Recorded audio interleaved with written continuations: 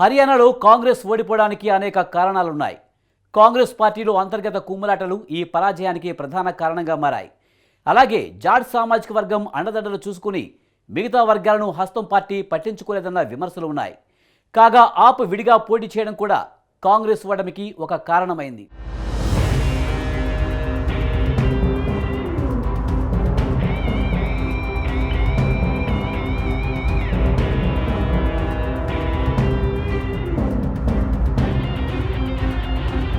హర్యానా ఎన్నికల ఫలితాలు కాంగ్రెస్ పార్టీకి షాక్ ఇచ్చాయి.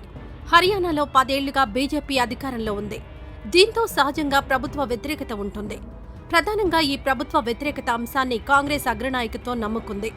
అంతేకాదు హర్యానాలో జాట్ సామాజిక వర్గం అత్యంత బలమైంది.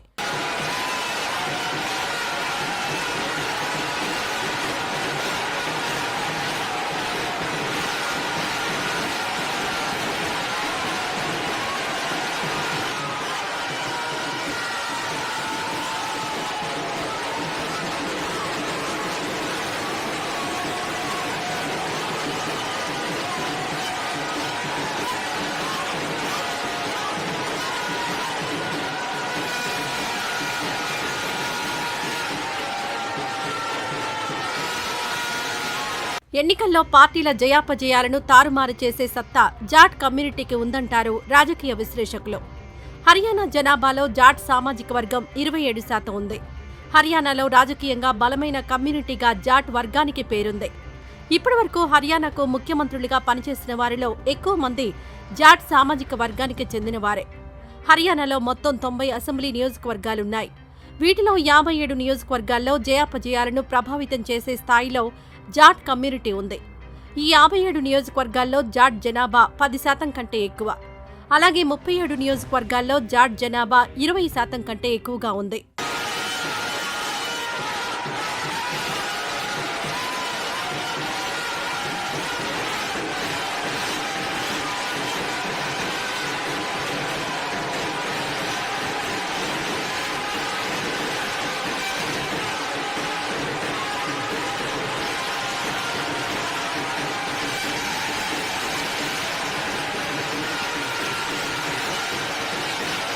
కొంతకాలంగా జాట్ సామాజిక వర్గం బీజేపీకి దూరమైందన్న వార్తలొచ్చాయి. దాదాపు 3 ఏళ్ల కిందట 3 వివాదాస్పద వ్యవసాయ చట్టాలను కేంద్రం తీసుకువచ్చిన సంగతి తెలిసిందే. అయితే ఈ 3 సాగు చట్టాలకు వ్యతిరేకంగా 11 నెలల పాటు ఢిల్లీ శివార్లలో రైతులు మహోద్యమం నడిపారు. వాస్తవానికి ఈ మహోద్యమానికి నాయకత్వం వహించింది హర్యానాకు చెందిన రైతులే. అయితే ఉద్యమం తీవ్రస్థాయికి చేరుకోవడంతో కేంద్ర ప్రభుత్వం మెట్టు దిగివచ్చింది.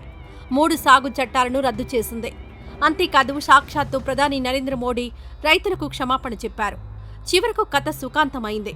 అయితే ఉద్యమం ముగించడానికి ముందు రైతులు కేంద్రం ముందు కొన్ని డిమాండ్లు పెట్టారు. ఇందులో ప్రధానమైనది పంటలకు ప్రకటించే కనీస మద్దతు ధరలకు చట్టబద్ధత కల్పించడం. అయితే ఇప్పటివరకు కేంద్ర ప్రభుత్వం ఈ డిమాండ్ను అమలు చేయలేదు. అదిగో ఇదిగో అంటూ కాలయాపన చేసింది. దీంతో హర్యానా రైతులు, ప్రధానంగా జాట్ సామాజిక వర్గానికి చెందిన రైతులు బీజేపీపై ఆగ్రహంతో ఊగిపోయారు.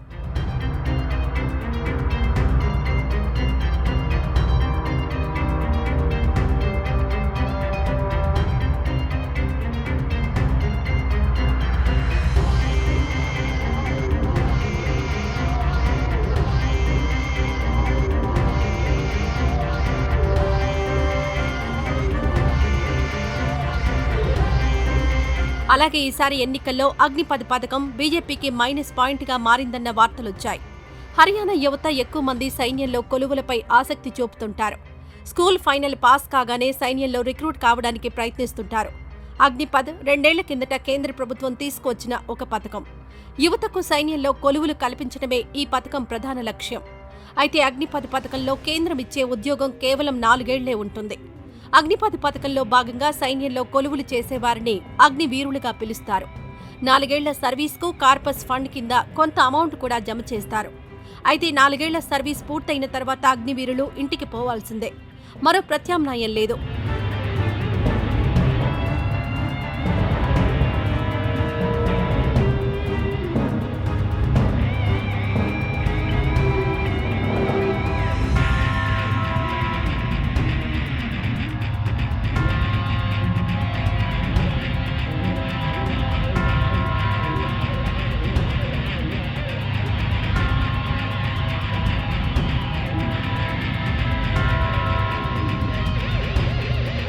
అయితే అగ్నివీరులు నిరుత్సాహపడకుండా వారికి భవిష్యత్తులో అనేక అవకాశాలు కల్పిస్తామని కేంద్ర ప్రభుత్వ పెద్దలు ఆశ పెడుతున్నారు. ఇందుకు సంబంధించి కేంద్ర ప్రభుత్వం నుంచి ఎటువంటి హామీ లేకపోవడం విశేషం. మరో ముఖ్యమైన విషయం ఏమిటంటే 4 ఏళ్ల సర్వీస్ పూర్తి చేసిన అగ్నివీరులకు ఆ తర్వాత ఎటువంటి పెన్షన్ సౌకర్యం ఉండదు.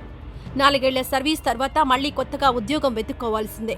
దీంతో బీజేపీ నాయకత్వంలోని కేంద్ర ప్రభుత్వంపై హర్యానా యువత ఆగ్రహంతో రగిలిపోతోంది. దీంతో హర్యానా యువత కూడా బీజేపీకి వ్యతిరేకంగా మారిందని కాంగ్రెస్ పార్టీ లెక్కలు వేసుకుంది.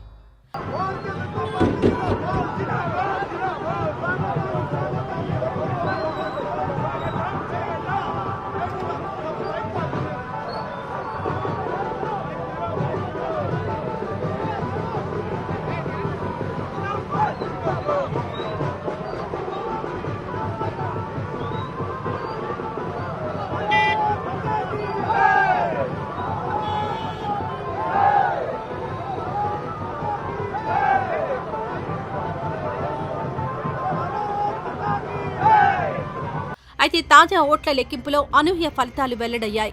ప్రభుత్వ వ్యతిరేకతను అధిగమించి హర్యానాలో మూడోసారి సర్కార్ ఏర్పాటు చేయడానికి అవసరమైన మ్యాజిక్ ఫిగర్ను బీజేపీ తెచ్చుకుంది. మొత్తం మీద హర్యానాలో కాంగ్రెస్ పార్టీ పరాజయం పాలైంది.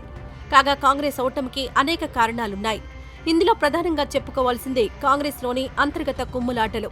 హర్యానా కాంగ్రెస్లో కొంతకాలంగా ఇద్దరు సీనియర్ నేతలు భూపేంద్ర సింగ్ హూడా, కుమారి సెల్జా వర్గాల మధ్య పోరు కొనసాగుతోంది. ఈసారి టికెట్లు ఇవ్వడం దగ్గర నుంచి మిగతా అన్ని అధికారాలు భూపేంద్ర సింగ్ హూడాకే కాంగ్రెస్ అగ్రనాయకత్వం అప్పగించింది. దీంతో క్షేత్రస్థాయిలో భూపేంద్ర సింగ్ హూడా వర్గానికి చెందిన అభ్యర్థులకు వ్యతిరేకంగా కుమారి సెల్జా వర్గానికి చెందిన నాయకులు పనిచేశారన్న వార్తలు అందుతున్నాయి.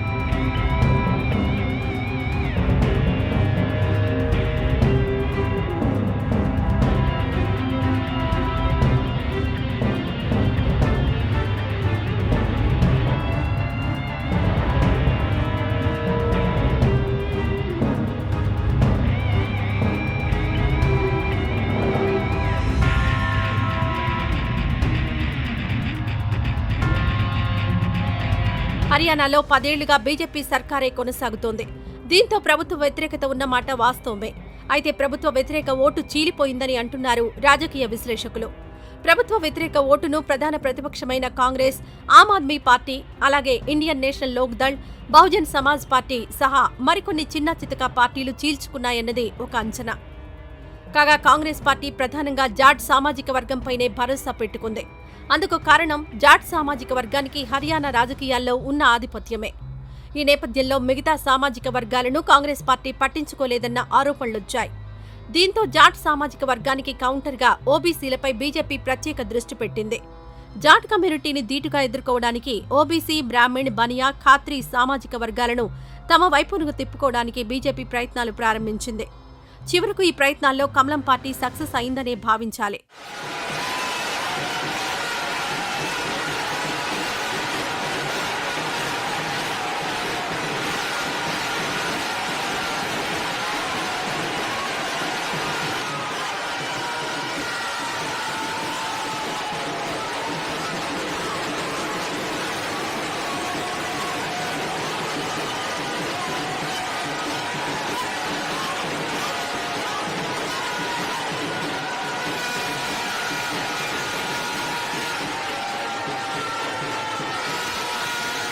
ఈసారి హర్యానాలో బీజేపీ అధికారంలోకి రావడం వెనుక కేంద్ర మంత్రి, బీజేపీ సీనియర్ నేత ధర్మేంద్ర ప్రధాన్ కృషి ఉంది.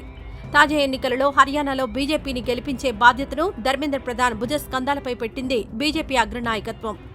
దీంతో చండీగఢ్ వచ్చిన ధర్మేంద్ర ప్రధాన్ చాలా సైలెంట్గా తమ పని ప్రారంభించారు. హర్యానాలో ఎక్కడెక్కడ కమలం పార్టీ బలహీనంగా ఉందో ఆయన గుర్తించారు. సదరు నియోజకవర్గంలో ప్రధాన ప్రత్యర్థితో ఏ మేరకు వెనుకబడి ఉన్నామో ఒక నిర్ధారణకొచ్చారు. ఆ తర్వాత పార్టీని గెలిపించడానికి చేయాల్సిన ఇమ్మీడియట్ చర్యలపై ధర్మేంద్ర ప్రధాన్ టీం దృష్టి పెట్టింది. అలా ఒక పద్ధతి ప్రకారం ధర్మేంద్ర ప్రధాన్ టీం చేసిన కృషి ఫలించింది.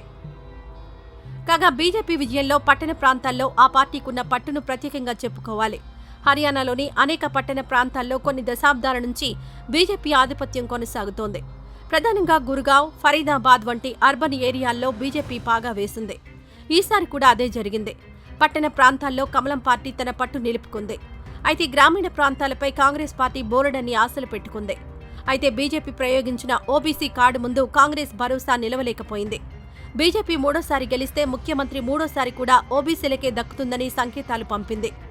ఎంతో దూరదృష్టితో బీజేపీ చేసిన ఈ ప్రయోగం విజయవంతమైంది. ఓబీసీలు, అలాగే బ్రాహ్మణ్, బనియా, ఖాత్రీ సామాజిక వర్గాలు బీజేపీకి అనుకూలంగా ఓటేశాయంటున్నారు రాజకీయ విశ్లేషకులు. మొత్తం మీద ఈసారి హర్యానా ఎన్నికల్లో బీజేపీ చరిత్ర సృష్టించింది. వరుసగా మూడోసారి అధికారానికి వచ్చింది. హర్యానా రాజకీయ చరిత్రను తిరగరాసింది.